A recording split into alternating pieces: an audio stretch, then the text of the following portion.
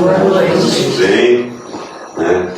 Agradecer a presença de todos, agradecer principalmente o carinho, a presença do Fabrício, que veio sempre prontamente atender a gente aqui, né?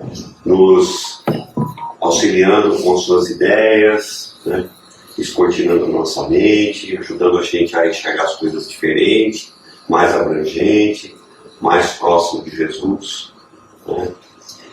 Agradecer então a presença de todos. Essa é a nossa quinta palestra já do ciclo de palestras, né, da USE Intermunicipal de Garça. Nós vamos ter mais duas ainda, que serão na semana que vem, né? Na semana que vem, na quarta-feira, lá no CEPAC, né?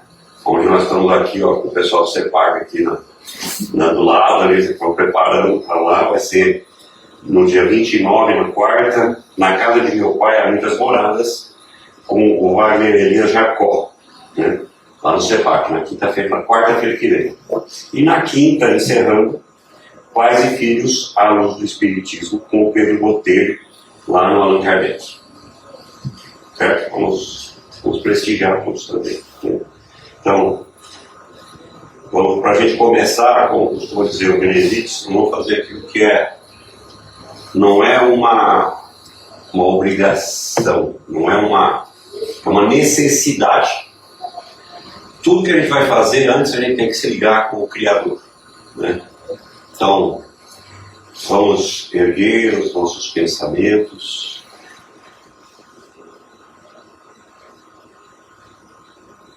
agradecendo ao Pai a oportunidade de estarmos juntos, vivos, aprendendo nesta vida, agradecer pela graça da vida,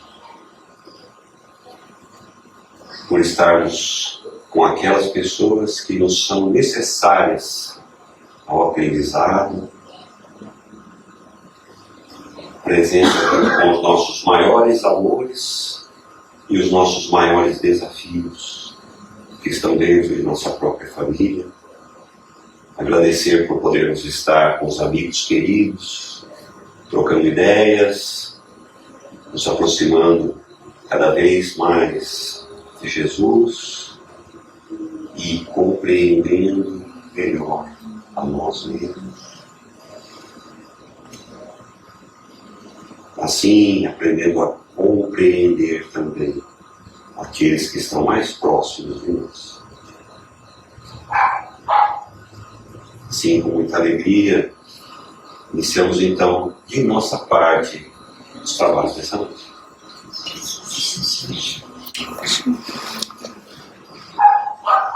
Deixa aí em cima da mesa que vai ficar bem.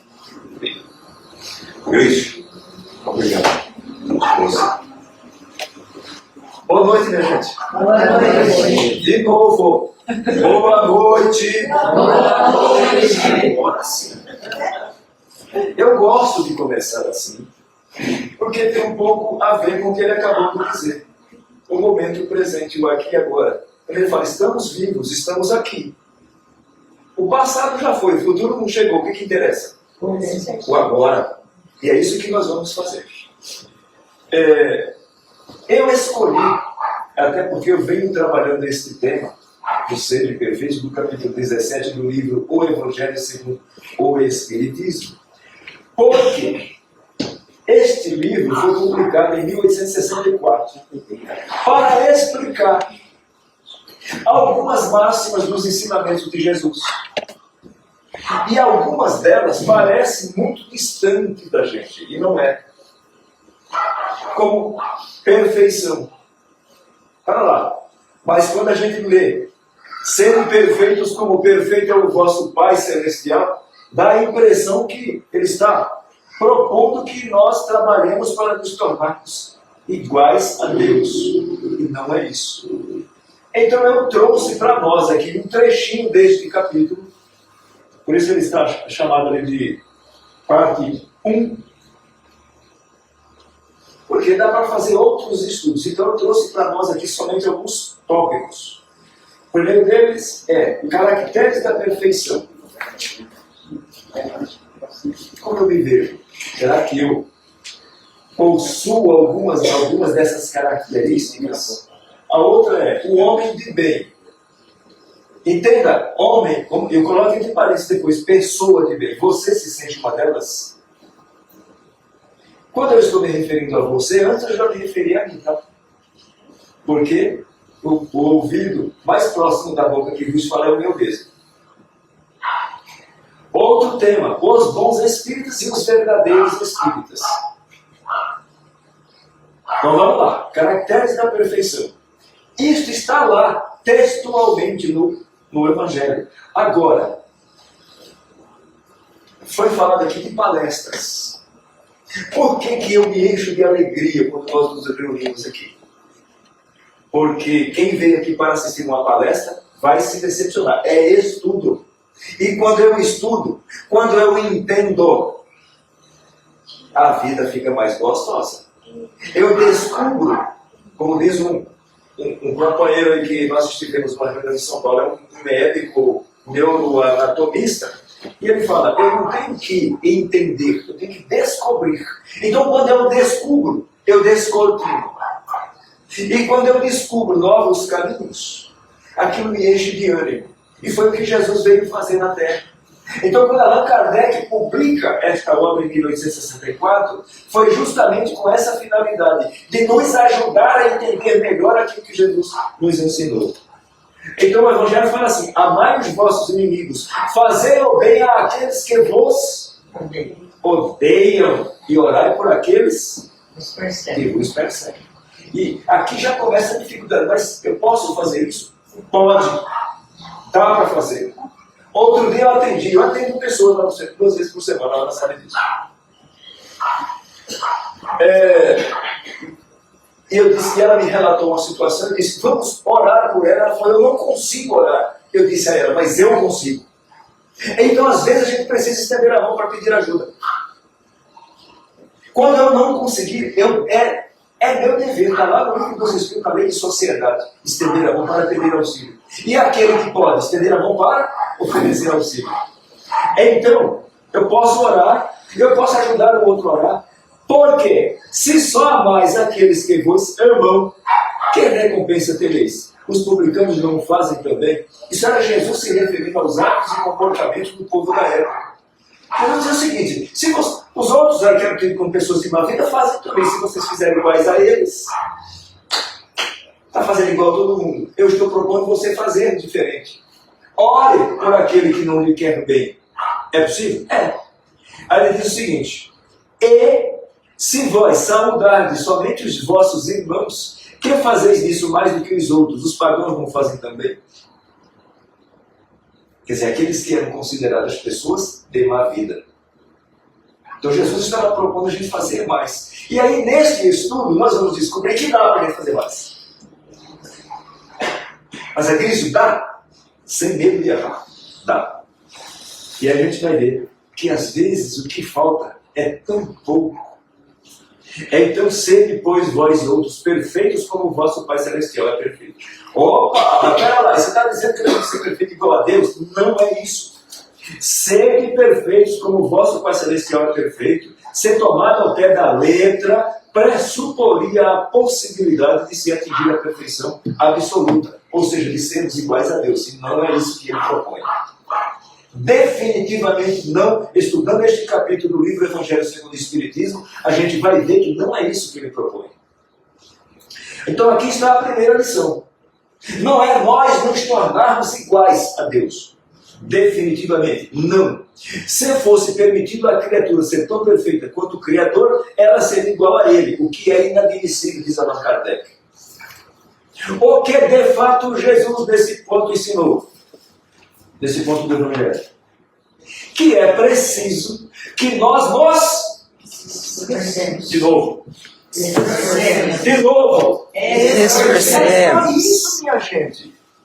E quando eu pedi para você repetir aqui comigo, não foi uma provocação gratuita. Eu tive um professor, isso há uns 15 anos atrás, ele dizia o seguinte, a repetição é muito aprendizado. Então tem coisa que a gente tem que repetir, até porque o nosso cérebro funciona assim. Pode observar que aquelas informações que a gente não utiliza frequentemente, isso o nosso cérebro descarta. A gente quer lembrar e não lembra. Exemplo, uma senha que a gente não usa há muito tempo.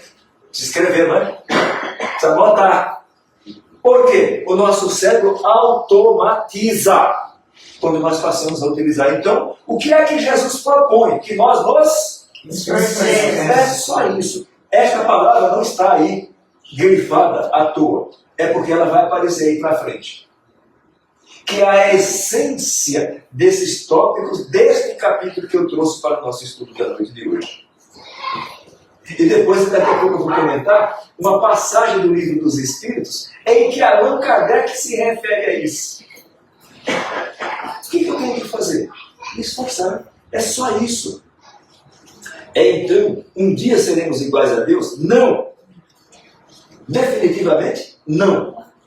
Basta que eu me esforce para me tornar uma pessoa melhor todos os dias. Então, serem perfeitos como o vosso Pai Celestial é perfeito, é uma proposta de Jesus para que busquemos a perfeição moral relativa e não absoluta. E isso significa o quê? É nós nos aperfeiçoarmos o máximo que pudermos para nos aproximar da perfeição divina. É o nosso melhor. Está escrito lá? Pronto! Você está fazendo o seu melhor? Eu atendo pessoas, a gente chama de atendimento fraterno. 2 vezes por semana, segunda e quarta-feira. Meia horinha na segunda-feira. São 3 pessoas, das 7h30 às 8, das 8h30, das 8h30 às 5 das 9. Então eu pergunto para as pessoas, você está fazendo o seu melhor? Eu não estou interessado em julgar ninguém. Eu quero que ela mergulhe para dentro dela e verifique se ela está fazendo o melhor que ela podia fazer. Porque Deus não espera que eu faça melhor do que os outros. Deus espera que eu faça o meu melhor. Todos os dias. E em assim fazendo, eu não percebo, mas vai acontecendo uma mudança dentro de mim. A ponto de, depois de 1 década, 2 décadas, 3 décadas, eu serei necessariamente uma pessoa melhor. Então é isso que Jesus propõe. Mas algumas pessoas desavisadas, imagina, ser perfeito, perfeição é coisa de Deus. Não é isso. Ele propõe que nós nos esforcemos para nos tornarmos uma pessoa melhor todos os dias. Todos os dias. É você. E você deve estar se perguntando, como é que eu faço isso? O ensino de Jesus.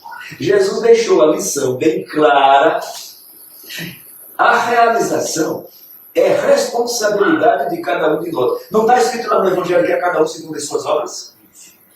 Está ou não está escrito isso lá? Está escrito. Ninguém vai pagar a conta do outro. Só vocês podem ficar tranquilos quanto a isso. Deus é justo.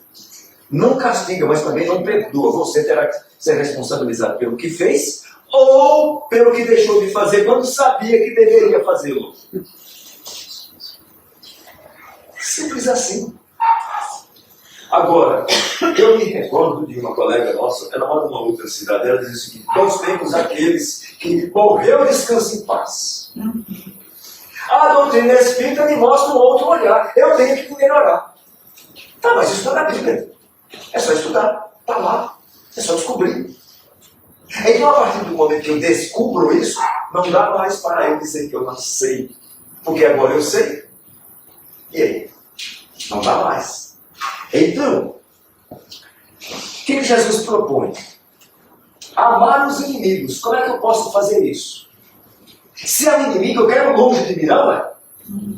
Mas eu posso orar por ele. Outro dia eu atendi um jovem. Ele disse o seguinte: nesta vida, nesta existência, eu não quero e não vou perdoar. O que eu vou falar para uma pessoa dessa? Ela já tomou a decisão. Ela está dizendo para ela mesma que ela vai colher esse fruto da escolha que ela fez. Então nós colhemos. Vamos colher o fruto da semente que semeamos. Então, se eu me esforço, se eu me dedico, hoje, Isso será levado em consideração na balança da justiça de Deus. Porque Deus é justo. Eu estou me esforçando. Então, isso é contabilizado. Fazer o bem àqueles que nos odeiam. Mas eu posso fazer uma prece por eles. Pode. Eu me recordo de uma jovem que nos procurou, relatando uma situação com um colega de trabalho. E eu disse assim para ela, ore por ele. Ela falou, você pode pedir o que você quiser, menos isso. Eu falei, então vamos orar juntos. Ela falou, só se o senhor orar por ele. Tudo bem, falei, eu vou rezar. E ela ficou ali quietinha. Na semana seguinte, ela voltou no centro. Foi a mesma história. Na terceira semana, ela já orou junto comigo. Na quarta semana, ela já orou sozinha. 2 meses depois, ela deu um depoimento emocionante e emocionada. Muitas pessoas choraram. Quando ela disse que ela estava livre, ela sentia-se livre e leve como uma pluma. Depois que ela entendeu que ela estava presa a algo que lhe fazia mal. Então, quando eu perdoo, quando eu rezo e peço a Deus forças para superar, quem é que tem esse benefício? Foi dito aqui na abertura, a necessidade é nossa. Então, se eu quero continuar com aquela dor, com aquela aflição, com aquela angústia, escolha, como aquele jovem fez. Outro dia eu atendi um espírito dizendo o seguinte, olha, eu fiz uma escolha, me dei mal e não me arrependo. O que ele está dizendo para ele? Que ele quer continuar sentindo dor. Porque vai doer.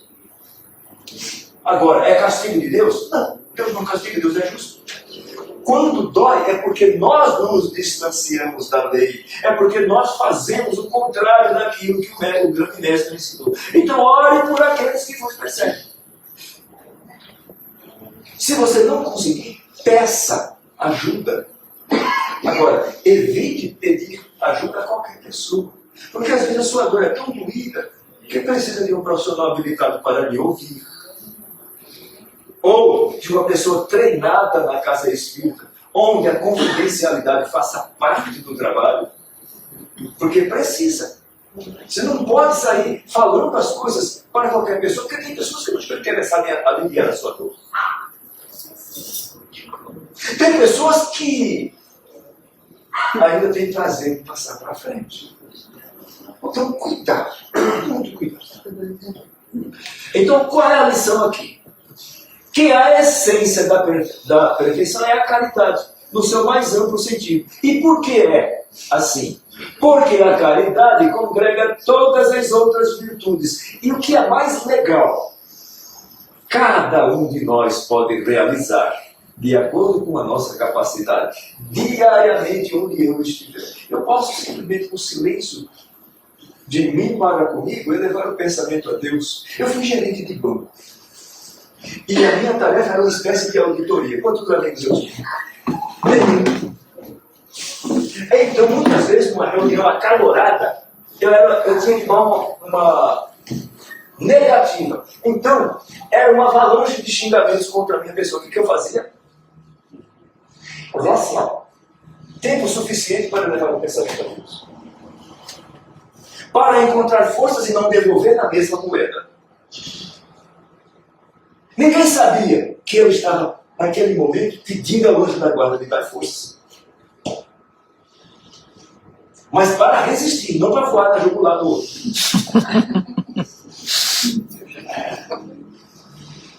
Era assim. Então, exemplo. O que está escrito ali? Maledicência. Maledicência, está aqui embaixo. Dá para a gente treinar isso? O que é a maledicência? É a gente verificar o defeito do outro e não passar para frente. É a gente olhar para a gente mesmo e verificar se a gente não sofre daquele mesmo mal. Mas tem gente que chega a ter uma costa. Falta de caridade. Então a língua é um instrumento perigosíssimo. Ainda bem que tem só, né? A pessoa tivesse duas. Pois é. Então, na presente existência, nós topamos com alguns inimigos da caridade. Sabe o que é pior? Antes de falar deles, o que é pior? nós gostamos deles. Eu estou falando de vocês, não estou falando de mim. Vícios, a gente gosta. E a proposta de Jesus é que nós nos melhoremos. Que quando eu observar um defeito do outro, eu olhe para mim mesmo e verifique se eu não estou sofrendo o mesmo mal. Então, ao observarmos os resultados de todos os vícios, verificamos que todos eles têm origem no egoísmo e no orgulho. E esses dois são a negação da caridade. Perigo do vício. Eles minam os vícios, enfraquecem os elementos vitais da verdadeira caridade. Da benevolência, da indulgência e do devotamento. Benevolência. A bondade, o afeto, a estima ao outro. Indulgência, disposição para perdoar. Eu vejo o defeito do outro, que aquilo sirva para eu me autoavaliar, e não para eu julgar ou apontar ou execrar alguém. Devotamento, dedicação, trabalho na obra do bem. O vício normalmente nos distancia destas questões. Então não desejar o mal já é um ato de amor. O amor ao próximo, conforme Jesus colocou, levado ou elevado ao nível de amar o inimigo, não pode se aliar a nenhum defeito contrário à caridade. Por quê? Porque o amor é o querer bem. Vocês sabem disso? O amor é o querer bem. Mas Jesus pediu mais, foi. Quando Jesus fala assim, amai-vos, isto é, verbo é ação. Então o amor é o sentimento, é o desejo, é o querer bem. Ah, como eu te quero bem. Eu estou falando de amor. Mas Jesus pede mais, amai. Então, eu gosto, para o nosso entendimento, de dizer o seguinte, amar é, completa esta frase mentalmente aí, amar é. Vocês já responderam, né? Agir de tal forma que o meu agir contribua para o bem do outro. Isso é amar. É o meu agir. E às vezes, uma atitude de amor, que é amar, pode ser simplesmente calar. Não fazer uma devolutiva ofensiva, agressiva. Está lá no Evangelho. Jesus condena as palavras ofensivas, porque elas magoam, ferem. Então, no caso do inimigo, muitas vezes a pessoa diz assim, eu perdoei, mas torce para que o inimigo se dê mal. Isso não é perdão, porque isso não é uma atitude de amor. Né? Aí está o desejo do mal, e o amor é o desejo do bem. Então, não desejar o mal já é um ato de amor. Allan Kardec nos convida a avaliar que esse é um indicador de maior ou menor nível de superioridade moral. Conclusão, nosso grau de perfeição é diretamente proporcional à nossa capacidade de amar. Gente, é extraordinariamente bom, benéfico, quando nós nos esforçamos, conforme foi dito ainda há pouco, para orarmos por alguém que não nos quer bem. Sabidamente não nos quer bem. Olha, o silêncio de si para consigo, porque Deus vê o que se passa em segredo. Mas Deus vê. Então tem algumas máximas de Jesus que ficava parecendo distante. Então a perfeição está na nossa capacidade de nós nos esforçarmos. Tá, mas e se eu não quiser? Aí não vai haver mudança. Não haverá mudança. E eu vou falar sobre isso daqui a pouco. Então é um exercício a ser praticado diariamente. Fazer oração. É possível? Claro que sim. Por quê? Porque outras pessoas fazem oração. Oram pelos seus inimigos. Se algumas outras pessoas já conseguem, eu também posso. Nós também conseguiremos. Agora, uma pergunta. O homem de bem ou uma pessoa de bem? Você se considera uma delas? Sim. Eu quero agradecer quem verbalizou aí para que todos nós ouvíssemos. Por quê? É importante eu viajar para dentro de mim e chegar a essa conclusão. Se eu já faço algo que me caracteriza como uma pessoa de bem, ótimo. Mas e se por acaso eu ainda não faço? Eu tenho que me esforçar. Isso não significa que eu vou para o inferno. Porque na balança da justiça divina, o que conta é o esforço que nós vamos fazer a partir de agora. Então, você se considera uma pessoa de bem? E sob a ótica da doutrina espírita, Allan Kardec nos convida a mergulhar um pouco mais nesta reflexão.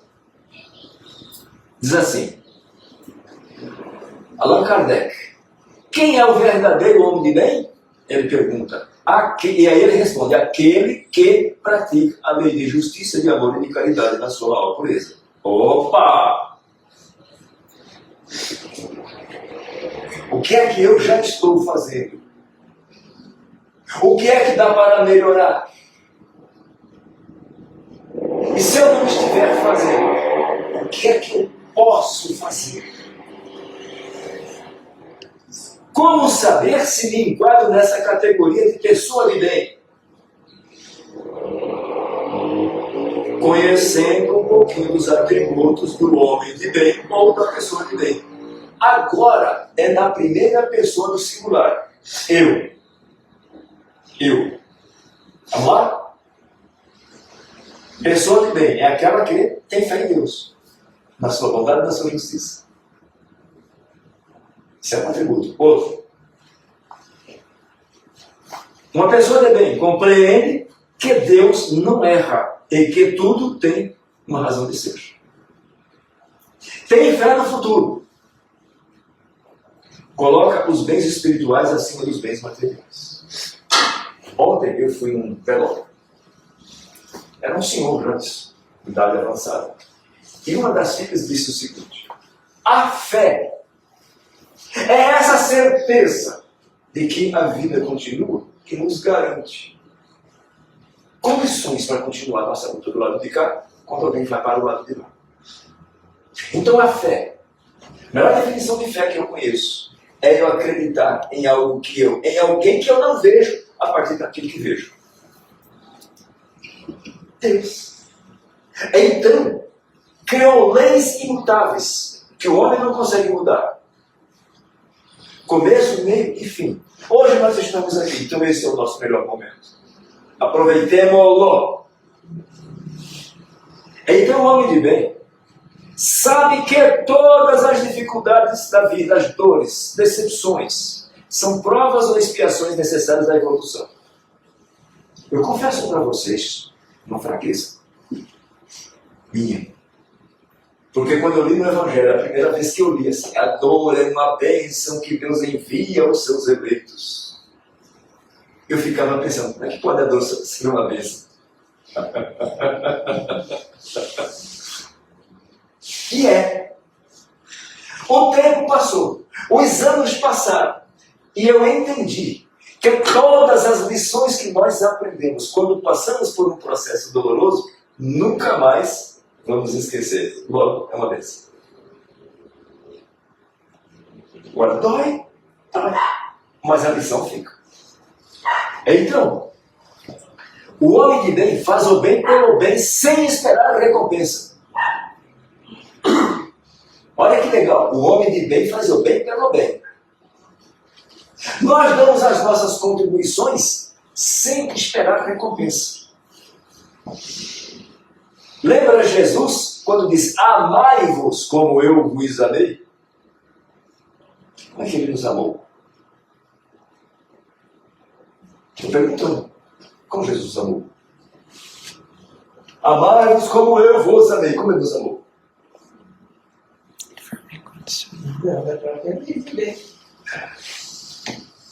Abrindo mão de si em favor dos outros. Jesus importava-se com os outros. Então, quando Jesus diz assim, amai-vos como eu vos amei, ele está propondo que nós nos importemos com os outros. Simples assim. Quanto eu me interesso por você? pela sua dor, pela sua necessidade.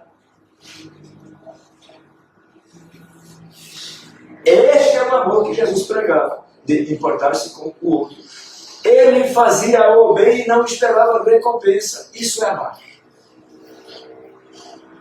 Ele retribuiu o mal com o bem. Quando ele estava na cruz, após ser açoitado, crucificado, seu corpo extenuado, já respirando as últimas partículas de oxigênio, ao seu lado 2 ladrões, e um deles há 2 horas antes roubava a caçoada dele. Você não roubou? Desce daí. Percebendo que Jesus estava desfalecendo e que ele não teria escapatória também, ele clama ao mestre: lembra-te de mim quando estiveres no paraíso. O que Jesus fala para ele naquela hora? Quem se lembra? Ainda hoje, ainda hoje estarás comigo no paraíso. Para quê? Cuidar dele. Quem de nós, num momento extremo de dor, se preocuparia com o outro?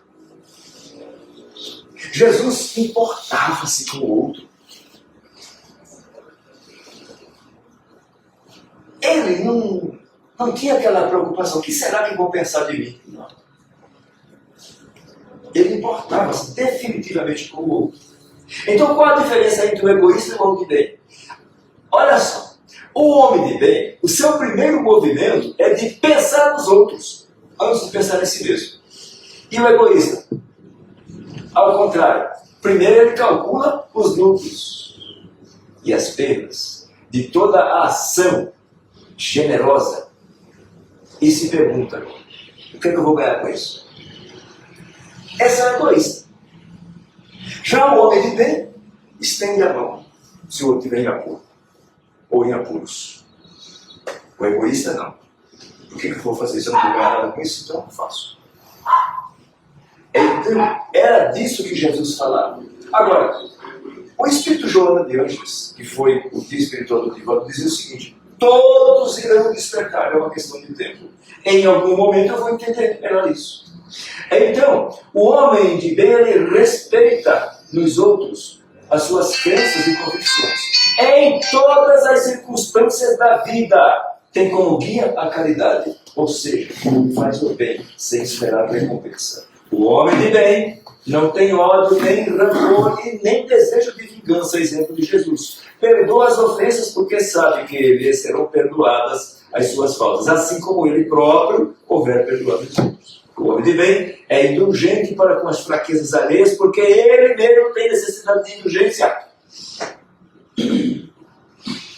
Então é um exercício, é um convite que volta e meia está em nosso caminho. Nós verificarmos se nós estamos agindo como pessoas de bem. Muitas vezes, muitos de nós nos comprazemos em divulgar o defeito alheio. Aquele negócio da língua lá que eu falei, né? Falta de indulgência. Cuidado. Cuidado. Então, o homem de bem estuda suas próprias imperfeições, trabalha sem cessar para combatê-las. Todo o seu... Olha lá, de novo, grifada. Todo o seu... Gente, é isso que nós temos que fazer para nós nos tornarmos pessoas melhores. Todo o seu esforço é para que no dia seguinte ele seja uma pessoa melhor do que ele foi no dia anterior. Então, que eu seja melhor do que eu mesmo. Que todo dia eu me transforme numa pessoa melhor. Foi isso que Jesus propôs quando ele propôs sobre a perfeição. Esse é o nosso grande trabalho a ser realizado enquanto de passagem por este planeta. Sermos melhores do que? Do que nós mesmos. Vamos repetir junto? Sermos melhor do que nós mesmos. Gente, é só isso. Eu não tenho que ser melhor do que o outro. Do que o outro. Do que o outro. Eu tenho que ser melhor do que eu mesmo. Todos os dias. Questão 919 do Livro dos Espíritos. Resposta dada pelo Espírito Santo Agostinho. ele propõe que todos os dias a gente passe em revista os nossos pensamentos, para verificar se alguém tem algo a queixar-se de mim, da maneira como eu passo em revista meus pensamentos para verificar se eu não magoei alguém. Ontem, uma pessoa me procurou. Disse assim: outro dia eu falei algo a você que eu não deveria ter dito. Eu disse: então magoa você só, porque eu não me lembro disso. E de fato eu não me lembro mesmo. Mas ela falou algo que depois, quando chegou em casa, puxa, eu não deveria ter falado o que eu falei. Mas fez mal para ela. Ótimo. Porque ela pode se transformar numa pessoa melhor no dia seguinte. Agora, eu não estou dizendo que seja fácil, estou dizendo que esta é a proposta de Jesus. Então, meus amigos, sermos melhores do que nós mesmos. Todo dia um pouquinho. Alguém aqui já tomou chuva? Aquela chuva assim, tem uma chuva que tem até um nome meio pejorativo, com chaveiro bem fininho, parece um neblina. Molha? Trouxa. Alguém falou aqui. Trouxa. Chuva molha trouxa. É ou não é? Fica 2 horas ou 3 horas na chuva lá para ver o que acontece. No final de 2 ou 3 horas, encharcado, molhado. A nossa perfeição que Jesus propõe, só para a gente fazer uma comparação, para a gente ver como que ela acontece. É igual a chuva molha trouxa. Parece que não molha, não é?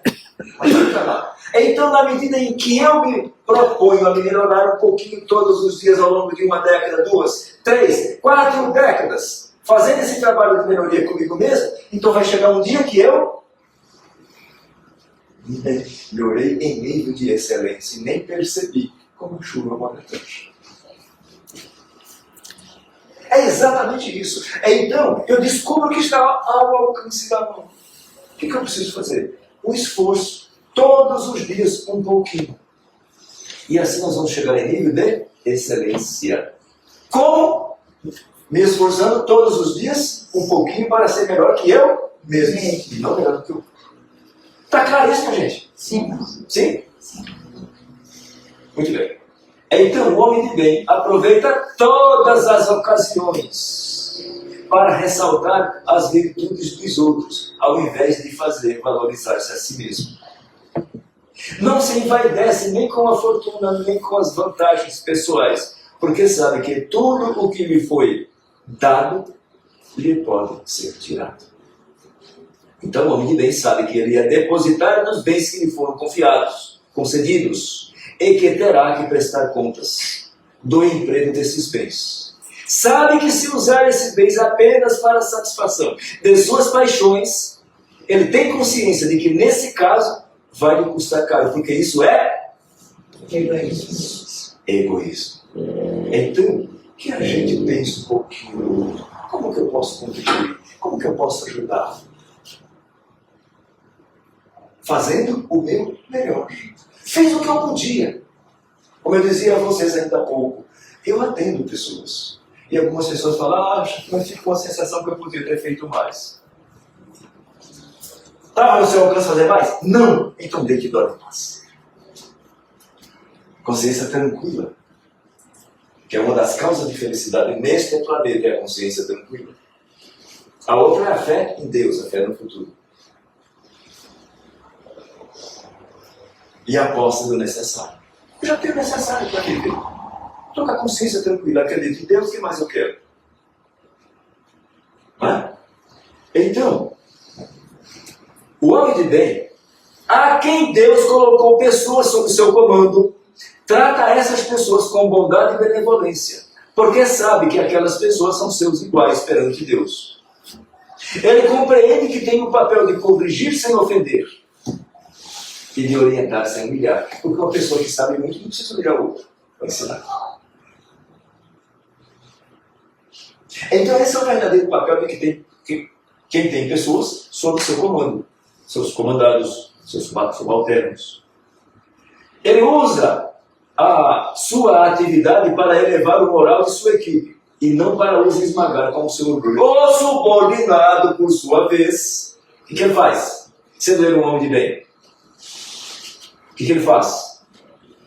Compreende os deveres de sua posição e tem o escrúpulo de cumprir conscienciosamente, de obedecer. Em síntese, sobre esta lista do homem de bem, o homem de bem respeita os seus semelhantes em todos os seus direitos, dados pelas leis da natureza, assim como gostaria que os seus direitos fossem respeitados. Esta não é a lista de todas as qualidades que distingue o homem de bem, mas todo aquele que Se esforce. Gente, vocês perceberam que a palavrinha está lá nesse capítulo. Então, sede perfeitos. Não, eu não vou ser perfeito, eu não vou ser igual a Deus. Estava lá, vamos estudar. O que eu tenho que fazer? Só isso. E é um pouquinho todos os dias, como a chuva fina. Vai chegar um dia que essa minha dedicação, que esse meu esforço me tornou uma pessoa melhor. Vai chegar esse dia. A não ser que eu não queira. Então, ele se esforce para possuir dessa lista. Todo aquele que se esforça está no caminho que conduz a todas as outras virtudes. E aí, meus amigos, no Livro dos Espíritos tem uma questão que Allan Kardec pergunta o seguinte: o homem poderia sempre vencer as suas más tendências pelos seus próprios esforços? Sim. Sim ou não? Sim. De novo, sim ou não? Sim. Poderia, Allan Kardec diz o seguinte. E olha o que o Kardec coloca. Com um pequeno esforço. Acontece que muitas vezes lhe falta a vontade. Como aquele jovem que eu atendi. Eu escolhi esse caminho aqui, não me arrependo. Sim, sim. Sim, sim. Então a vida é assim, feita de escolhas. A vida é assim. Então Kardec diz que muitas vezes, com um pouquinho de esforço a gente consegue. Mas eu preciso querer. Porque na maioria das vezes falta vontade. E aí vem os bons espíritas. Nós já estamos nos aproximando do término do nosso estudo, da nossa reflexão. Agora é sobre os bons espíritas.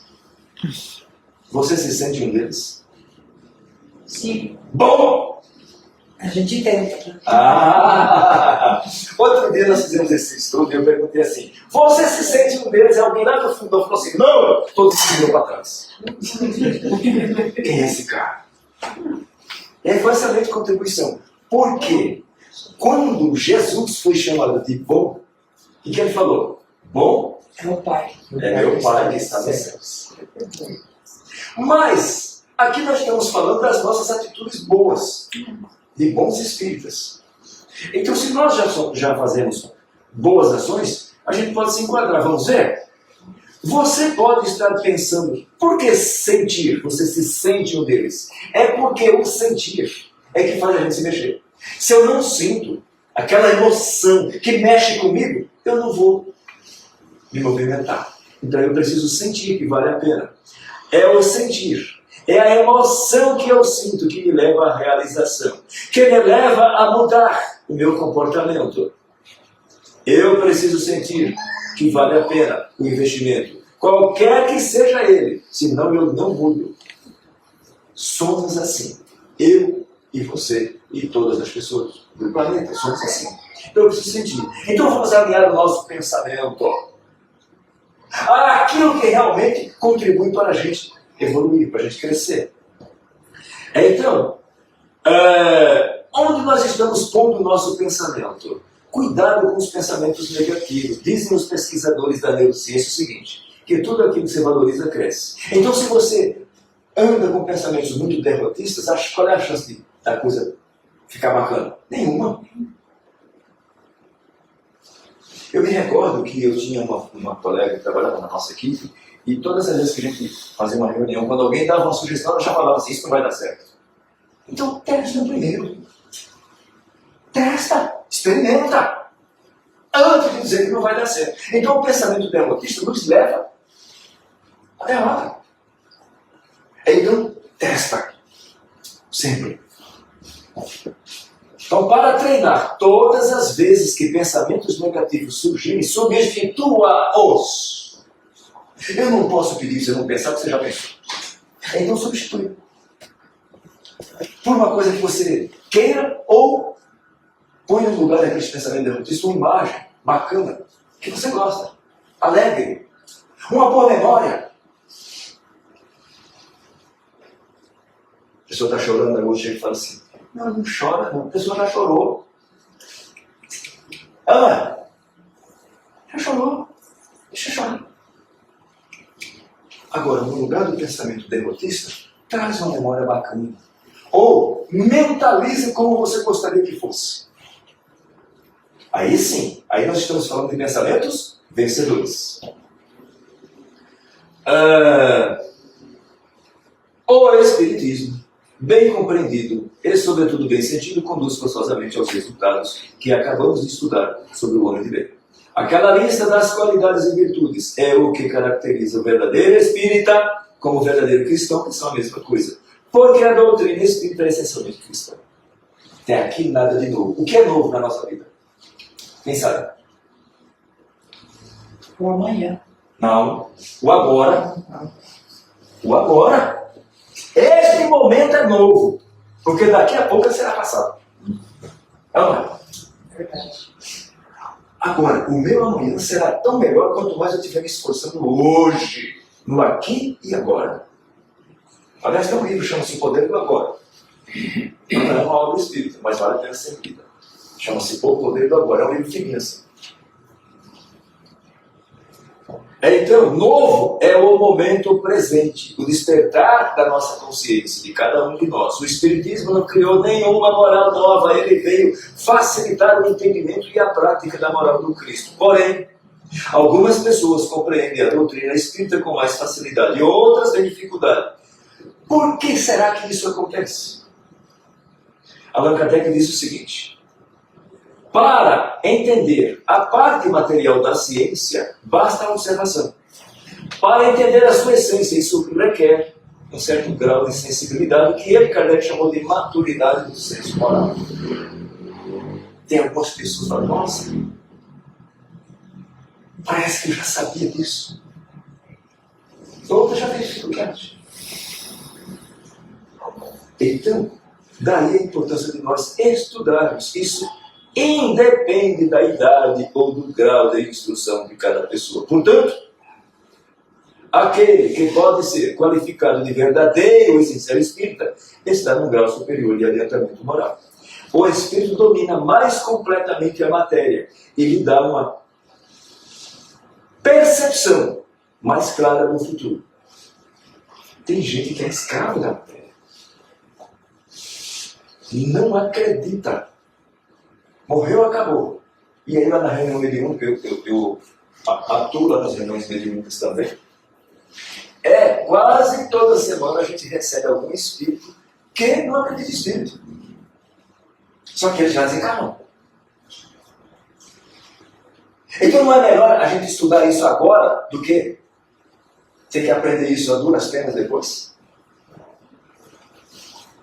Então, tudo na vida da gente tem consequência. Tudo, literalmente tudo. Resumindo, quem é o verdadeiro espírita, então? E o verdadeiro cristão, que são a mesma coisa? Vamos resumir tudo o que nós estudamos aqui hoje. Como é que eu reconheço o verdadeiro espírita? Está lá no capítulo 17, item 4, deste capítulo deste livro, Evangelho segundo o Espiritismo. Está dito o seguinte: reconhece-se o verdadeiro espírita pela sua transformação moral e é conexão. Não é ou. As duas coisas. Reconhece-se o verdadeiro espírita pela sua transformação moral e... Está escrito ali? De novo. De novo. É isso que nós temos que fazer. Reconhece-se o verdadeiro espírita pela sua transformação moral e pelo esforço que eu estou fazendo de ser uma pessoa melhor todos os dias. Esse é o nosso trabalho. Então, o que Jesus propõe está ou não está ao alcance de nossas mãos? Depende de quem? De nós. Não é do vizinho, não é do outro. É de mim mesmo. Então, meus queridos amigos, irmãs e irmãos, caracteres da perfeição que nós estudamos aqui hoje. A essência da perfeição é a caridade, no seu mais alto, amplo sentido. Exercício diário. Sermos melhores do que nós Mesmos. O homem de Deus, aquele que pratica a lei de justiça, de amor e de caridade. E por fim, bons espíritos e verdadeiro cristão. Como é que eu reconheço? Reconhece-se o verdadeiro espírita pela sua transformação moral e Os esforços. então, se eu estiver me esforçando para ser uma pessoa melhor, Deus sabe o quanto eu estou me esforçando. Não importa que, aos olhos de quem quer que seja, eu ainda não seja aquilo que o outro gostaria que fosse. O que importa é o esforço que eu estou fazendo para me transformar em uma pessoa melhor. Então, qual é a essência do nosso estudo aqui hoje? Que parecia tão distante, agora a gente descobre que está ao alcance da mão. O que eu tenho que fazer? Esforço. O que eu tenho que fazer? Esforço. Pronto, minha gente. Todos os dias. Lembra da chuva fina? Que parece que não molha. Então, esse esforço que parece nada, mas é um pouquinho todos os dias, que ao longo de uma existência vai nos transformar em pessoas melhores. É isso que Jesus ensina. E para finalizar, você pode participar comigo agora desta prece trazida pelo Espírito Eusébio e anotada por Chico Xavier, que diz o seguinte: Senhor da vida, abençoa-nos o propósito de penetrar o caminho da luz. Somos teus filhos ainda escravos de círculos restritos, mas a sede do infinito dilacera-nos os véus do ser. Herdeiros da imortalidade, nós buscamos ter as fontes eternas, esperando confiantes em tua misericórdia. De nós mesmos, Senhor, nada podemos sentir. Somos frontes decepadas que o fogo da experiência tortura ou transforma. Unidos, no entanto, ao teu amor, somos continuadores gloriosos de tua criação interminável. Somos alguns milhares neste campo terrestre e, antes de tudo, louvamos-te a grandeza que não nos oprime a pequenez. Dilata-nos a percepção diante da vida. Abre-nos os olhos enevoados pelo sono da ilusão, para que divisemos tua glória sem fim. Desperta-nos, Senhor, docemente o ouvido, a fim de percebermos o cântico de tua sublime eternidade. Abençoa as sementes de sabedoria que os teus mensageiros espargiram no campo das nossas almas. Fecunda-nos o solo interior, para que os divinos genes não pereçam. Nós sabemos, Pai, que o suor do trabalho e a lágrima da redenção constituem adubo generoso à floração de nossas sementeiras. Todavia, sem tua bênção, o suor enlanguece e a lágrima desespera. Sem tua mão compassiva, os vermes das paixões e as tempestades de nossos vícios podem arruinar-nos a lavoura incipiente.